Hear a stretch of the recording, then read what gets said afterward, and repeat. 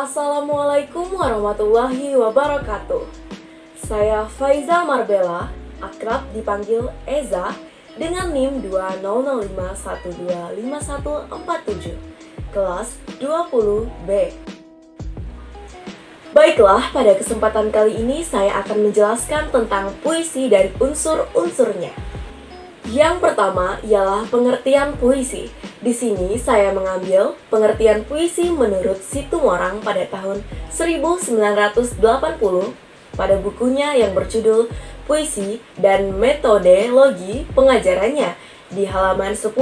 Di sana ia menjelaskan bahwa puisi ialah hasil karya seni sastra yang kata-katanya disusun menurut syarat, prinsip, atau aturan-aturan tertentu dengan menggunakan rima, irama, sajak, dan kadang-kadang kata kiasan.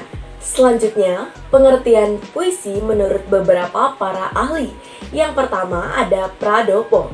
Menurut Pradopo pada tahun 1995 mengatakan bahwa puisi adalah rekaman dan interpretasi dari berbagai pengalaman manusia yang penting, digubah dalam bentuk atau wujud yang paling berkesan. Selanjutnya menurut Herman J. Waluyo. Herman J. Waluyo mengatakan bahwa puisi adalah karya sastra dengan bahasa yang dipadatkan, dipersingkat, dan diberi rima dengan bunyi yang padu dan pemilihan kata-kata kias atau imajinatif. Dan yang ketiga terdapat puisi menurut Herbert Spencer. Di sini ia menjelaskan bahwa puisi adalah salah satu bentuk pengungkapan gagasan yang bersifat emosional dengan mempertimbangkan keindahan dan efek estetis lainnya. Baiklah, kita masuk ke unsur-unsur puisi. Unsur puisi terbagi menjadi dua, unsur batin dan unsur fisik. Yang pertama adalah unsur batin, di mana unsur batin terbagi atas tiga. Yang pertama ada suasana, yang kedua tema, dan yang ketiga adalah makna atau biasa disebut dengan amanah. Suasana merupakan keadaan jiwa pembaca setelah membaca puisi. Dan kemudian ada tema. Tema ini ialah ide atau inti dari puisi yang ingin disampaikan penyair dalam puisinya. Dan selanjutnya yaitu makna. Makna merupakan pesan atau amanat yang ingin disampaikan oleh penyair kepada pembaca. Untuk memahami lebih lanjut dalam menentukan unsur batin sebuah puisi, mari kita coba langsung. Di sini terdapat puisi Chairil Anwar yang berjudul Aku. Pertama-tama kita harus membaca secara keseluruhan puisi tersebut. Di sini Eza akan membacakan puisi Aku karya Chairil Anwar. Karya Chairil Anwar.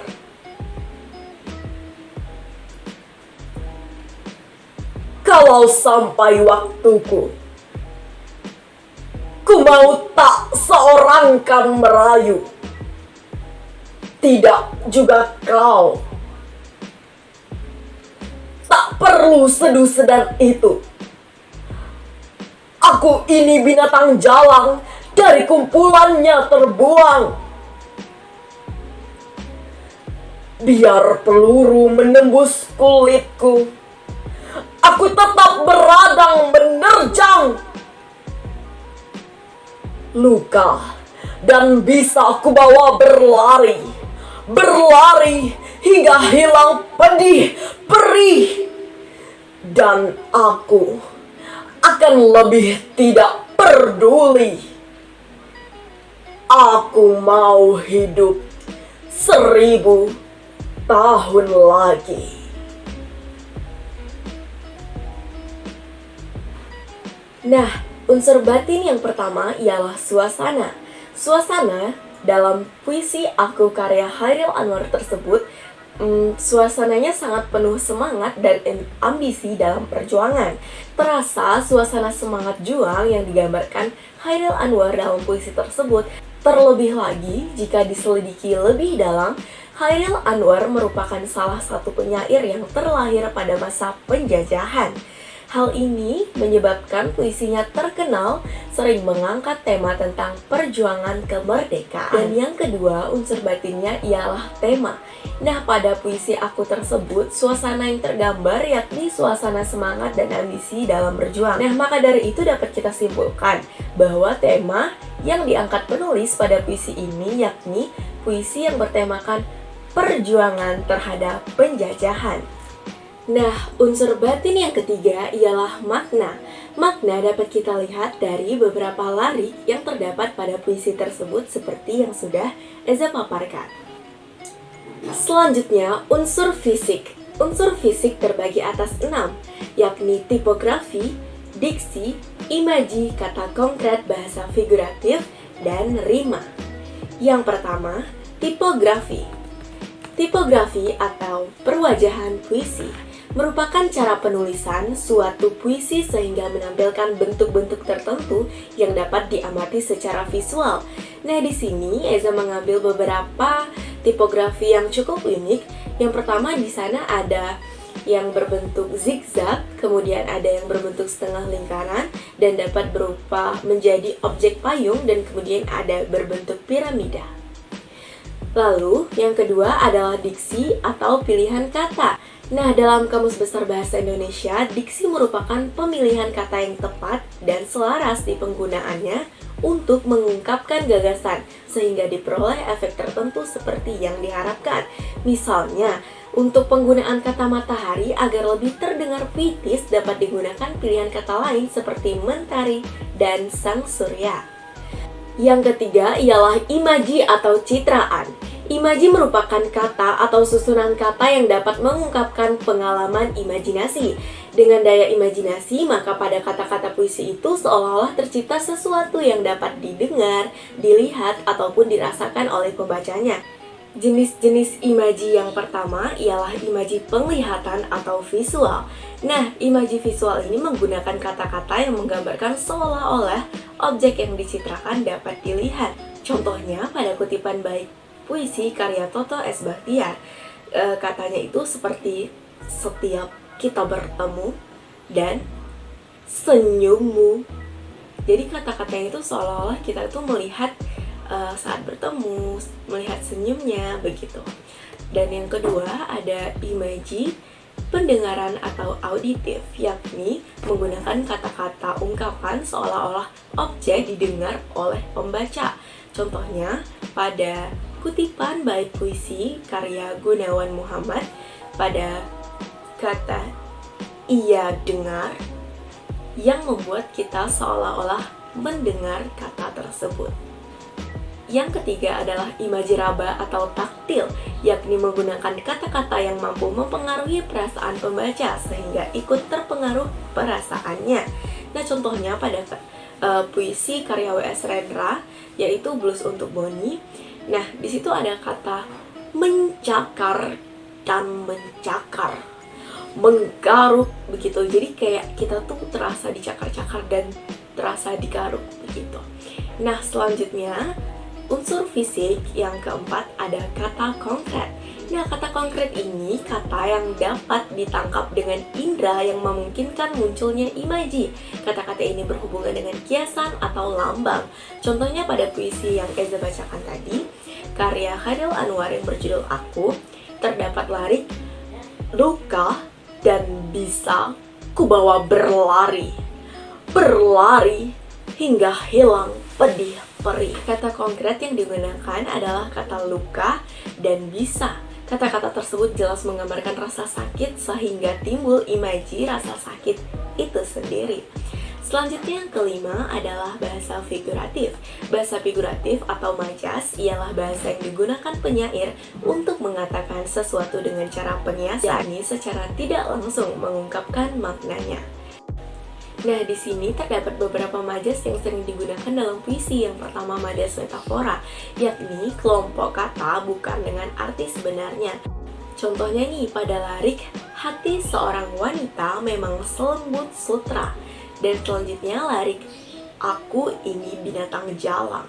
Yang kedua, majas personifikasi, yakni majas yang membandingkan benda mati seakan-akan bersifat seperti makhluk hidup.